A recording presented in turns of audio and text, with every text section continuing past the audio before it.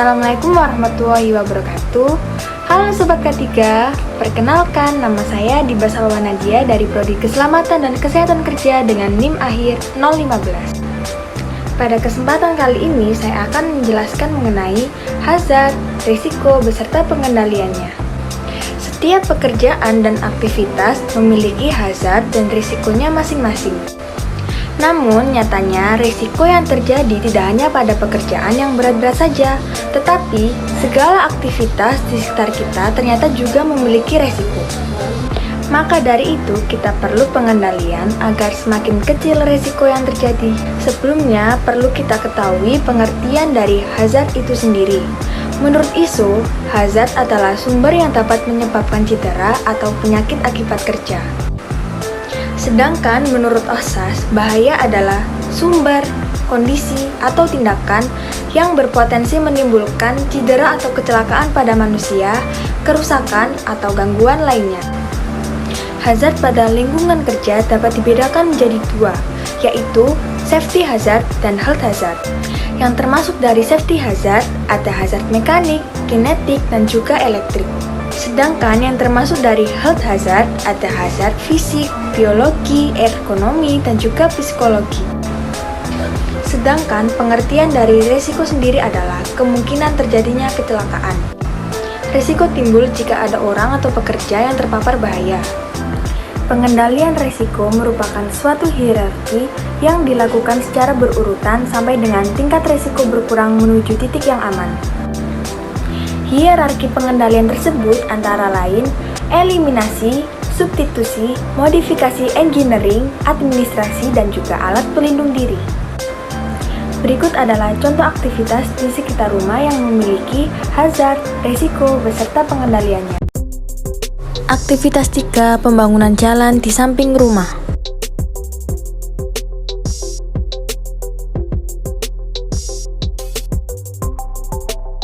Hazard mekanik yang pertama adalah skop. Skop merupakan alat yang digunakan pekerja untuk menggali tanah yang akan dicor. Risikonya, penggunaan skop yang tidak hati-hati dapat melukai kaki pekerja seperti terpukul ataupun tergores. Upaya pengendalian risiko yang pertama adalah eliminasi dengan cara menghilangkan skop sebagai alat penggali tanah. Upaya pengendalian risiko yang kedua adalah substitusi dengan cara menggantikan skop dengan belencong atau gacu sebagai alat penggali tanah karena alat ini lebih ringan saat digenggam daripada skop. Upaya pengendalian risiko yang ketiga adalah modifikasi engineering dengan cara memodifikasi pegangan pada skop dengan penutup yang empuk agar tangan pekerja tidak tersusuk kayu-kayu kecil. Upaya pengendalian risiko yang keempat adalah administrasi, yaitu dengan cara memberikan durasi kerja yang efisien pada pekerja, karena jika terlalu lama menyekop dapat menyebabkan sakit punggung, sakit pinggang, dan rasa pegal di sendi-sendi tertentu.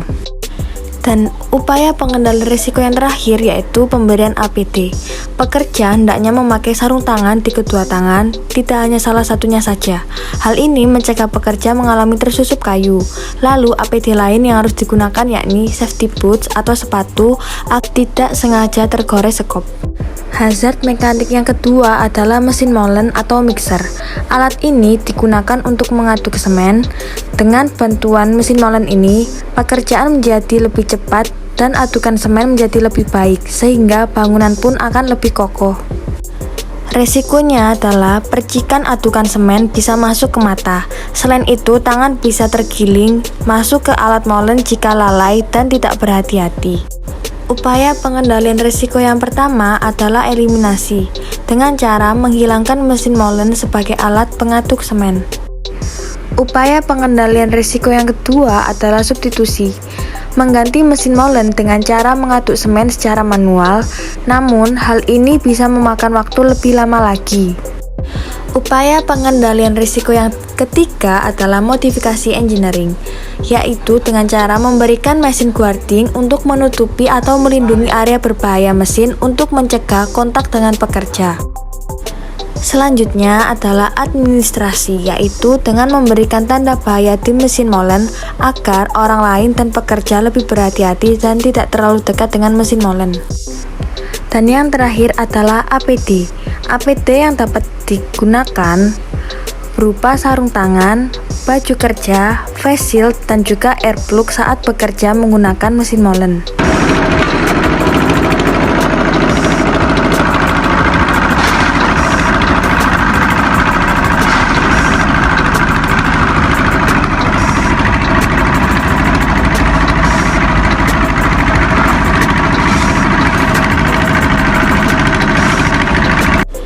Hazard yang kedua adalah hazard fisika.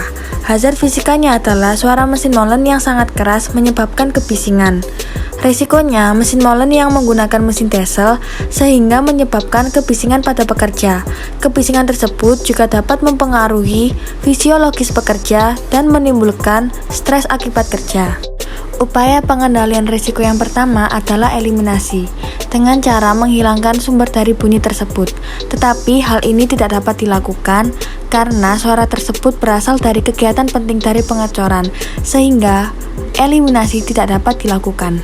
Upaya pengendalian risiko yang kedua, substitusi, dengan cara mengganti diesel yang sudah tua atau lama dengan diesel yang baru agar suaranya tidak terlalu bising dan mengganggu pekerja. Upaya pengendalian risiko yang ketiga adalah modifikasi engineering, yaitu dengan cara memberikan peredam bunyi pada sumber bunyi agar tidak terlalu bising suara yang dihasilkan dari mesin molen.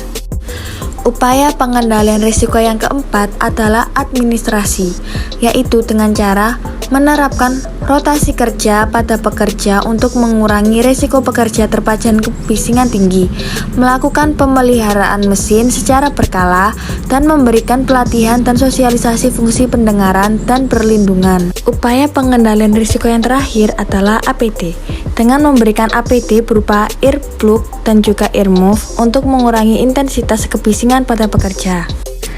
Hazard kimianya adalah partikel-partikel debu yang berterbangan dengan intensitas tinggi.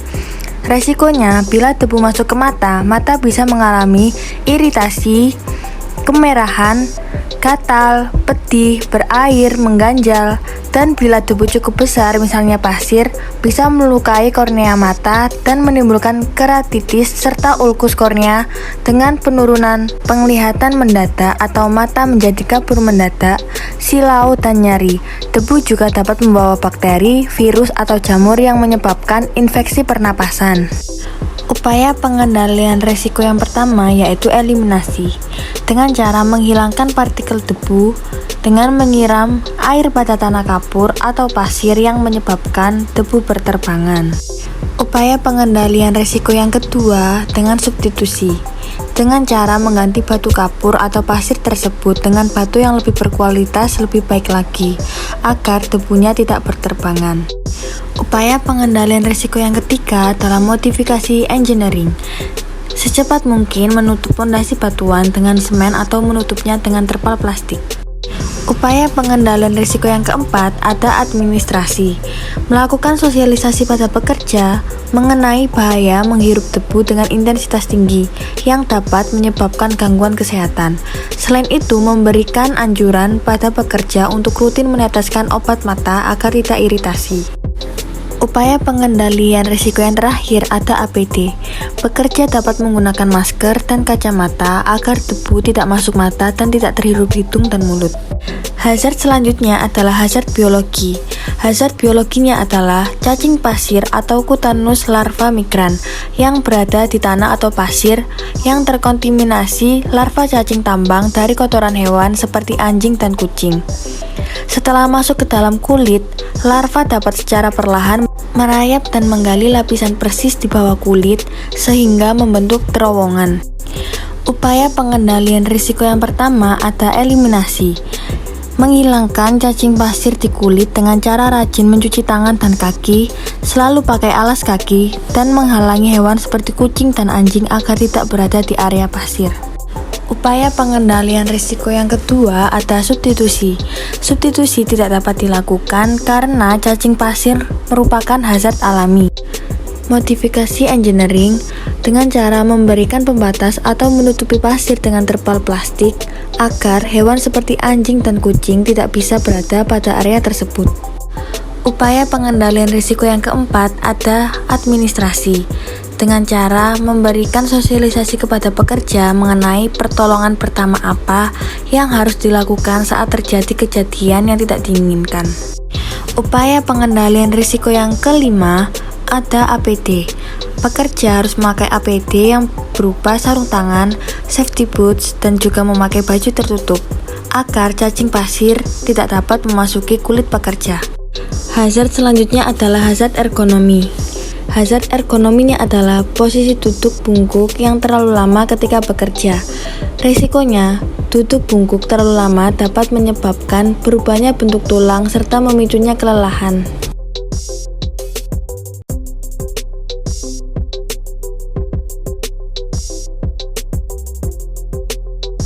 Upaya pengendalian risiko yang pertama adalah eliminasi, dengan cara menghilangkan kebiasaan duduk bungkuk dengan membiasakan duduk secara tegak. Upaya pengendalian risiko yang kedua adalah substitusi, mengganti aktivitas ringan duduk bungkuk dengan berdiri jika bisa dilakukan dengan berdiri. Upaya pengendalian risiko yang ketiga adalah modifikasi engineering, memberikan tatakan pada saat bekerja agar tidak duduk terlalu bungkuk.